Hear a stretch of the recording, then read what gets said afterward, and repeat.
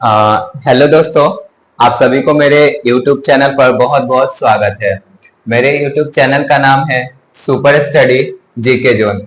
आज मैं आपको अभी इंग्लिश का बहुत ही एक छोटा टॉपिक पढ़ाने वाला हूँ, जिसे जिसे आप जान करके अपने दोस्तों से अपने घर में छोटे छोटे इंग्लिश सेंटेंस को बहुत ही आसानी तरीके से बोल सकते हैं।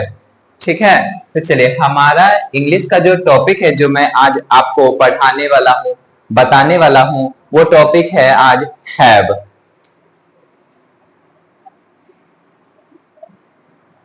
जैसे आप लोग शुरुआत से जो इंग्लिश जो पढ़े हैं, जो जानते हैं, वो तो आप लोग हैव का मीनिंग जानते ही होंगे कि क्या होता है हैव का मीनिंग, हैव का मतलब क्या होता है।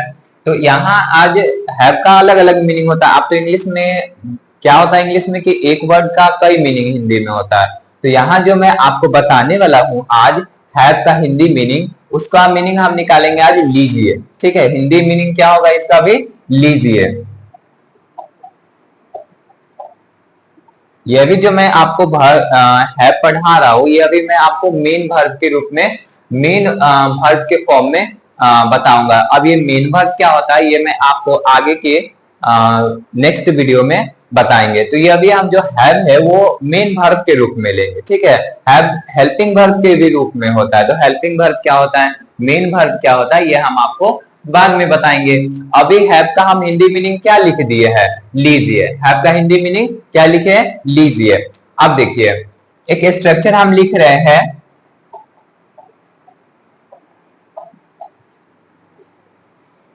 Have plus object. अभी एक स्ट्रक्चर क्या लिखे है, हम सेंटेंस को बनाने के लिए इसी स्ट्रक्चर का यूज करने वाले। तो हैव का हम स्ट्रक्चर लिखे है हैव प्लस ऑब्जेक्ट। इसमें क्या करना है, आपको हैव लिखना है और फिर एक ऑब्जेक्ट। ऑब्जेक्ट का मतलब किसी भी चीज को लिख सकते हैं। अब देखिए हम आपको इसमें ऐसे अभी तो नहीं समझ आ रहा होगा, अब मैं आपको हिंदी का हिंदी वाक्य को लिख करके इंग्लिश में अब इसका कैसे ट्रांसलेट करेंगे, हैव का यूज कैसे होगा, वो आपको बताने वाले हैं। देखिए कई लोग जानते होंगे कि हैव का यूज जब हमारे पास कोई वस्तु रहता है तभी हम हैव का यूज करते हैं। तो ये भी मैं आपको आगे की वीडियो में बताऊंगा कि हैव का यूज जब हमारे पास कोई चीज होता है तो हम हैव का यूज कब करते हैं, हैड का यूज कब करते हैं। हैज का भी यूज होता है जब हमारे पास कोई सामान है, कोई वस्तु है, तो हम हैज भी यूज करते हैं। तो वो भी मैं आपको बताऊंगा। ठीक है, तो यहाँ अभी हैव का मीनिंग हम लिए है लीजिए। स्ट्रक्चर क्या लिखे है, हैव प्लस ऑब्जेक्ट। जैसे हम हिंदी में आप लिखते हैं, यहां हम लिख लिए फल लीजिए, फल लीजिए। जैसे आपके यहाँ कोई गेस्ट आया, अब आप उसे बोलते हैं हिंदी में फल लीजिए, और इसी को आप जब इंग्लिश में बोलिएगा तो कितना अच्छा लगेगा, फल लीजिए को इंग्लिश में। तो आपको पता रहेगा तब ना बोलिएगा, ऐसे थोड़ी ना बोलिएगा।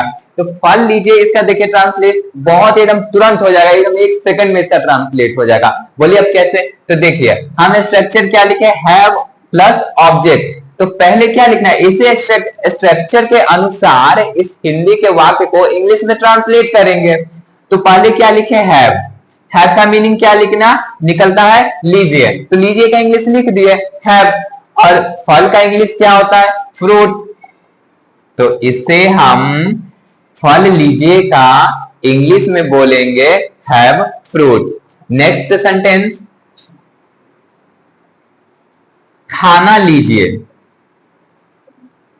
खाना लीजिए। अब देखिए खाना लीजिए को इंग्लिश में क्या बोलेंगे, तो क्या हो गया, स्ट्रक्चर हमारा क्या है, हैव प्लस ऑब्जेक्ट। तो हैव पहले लिखेंगे, इसी स्ट्रक्चर के अनुसार आपको बनाना है, तो स्ट्रक्चर याद रखना होगा। तो हैव लिख दिए, खाना का इंग्लिश, खाना क्या ऑब्जेक्ट हो गया, तो हैव और ऑब्जेक्ट खाना, खाना का इंग्लिश फूड।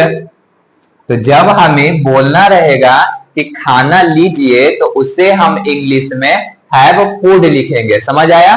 फिर तीसरा हम लिखते हैं मोबाइल लीजिए, मोबाइल लीजिए।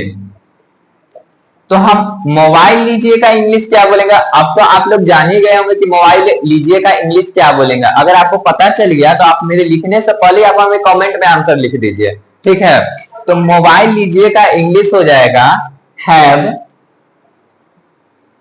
मोबाइल। अगर आपको मोबाइल लीजिए का इंग्लिश बताना है तो आप क्या लिखिएगा, हैव मोबाइल।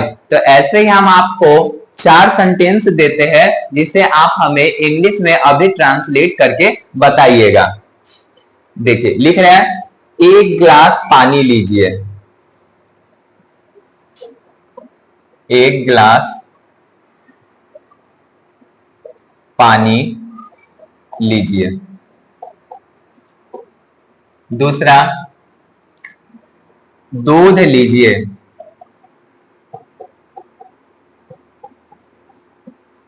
थर्ड, मिठाई लीजिए, 4,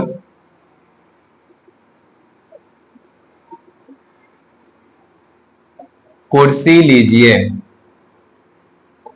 तो इसे आप अभी इंग्लिश में ट्रांसलेट करके हमें बताइए। तब तक हम ये आपका है 2 मिनट आपको समय देते हैं कुछ, जिसमें आप इसका इंग्लिश ट्रांसलेट करिए। 30 सेकेंड।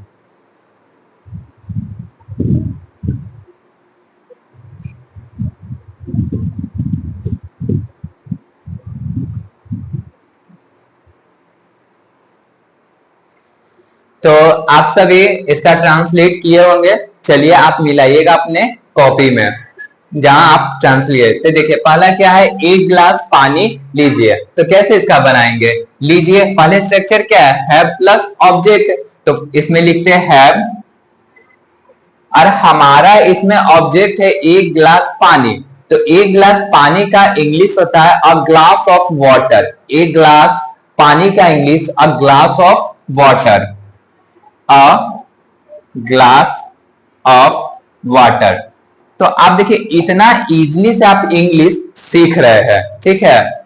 1 गिलास पानी लीजिए, क्या बनाएंगे, have a glass of water. फिर है दूध लीजिए। तो स्ट्रक्चर क्या है आपको तो पता है, हैव प्लस ऑब्जेक्ट। तो हम लिखेंगे हैव और ऑब्जेक्ट क्या है, दूध। अब दूध को इंग्लिश में क्या कहते हैं, मिल्क कहते हैं। तो हैव मिल्क। जब आप किसी बच्चा को बोलते हैं दूध लीजिए तो उसे इंग्लिश में हैव मिल्क। अब है मिठाई लीजिए। तो पहले क्या लिखेंगे बताइए, हैव। पहले क्या लिखें, हैव। और मिठाई का इंग्लिश क्या हो गया, स्वीट, हैव स्वीट। ये हो गया आपका। कुर्सी लीजिए, कुर्सी लीजिए का इंग्लिश क्या होगा, तो हैव चेयर, हैव चेयर। तो ये हो गया है। तो इतना इजीली से आप इंग्लिश बनाए, हैव चेयर। तो ऐसे ही आपको मेरे चैनल पर इंग्लिश सीखने को मिलेंगे। ये था आपका हैव टॉपिक। आगे आपको नेक्स्ट वीडियो में न्यू टॉपिक इंग्लिश का आएगा। धन्यवाद आप सभी को मेरा वीडियो देखने के लिए।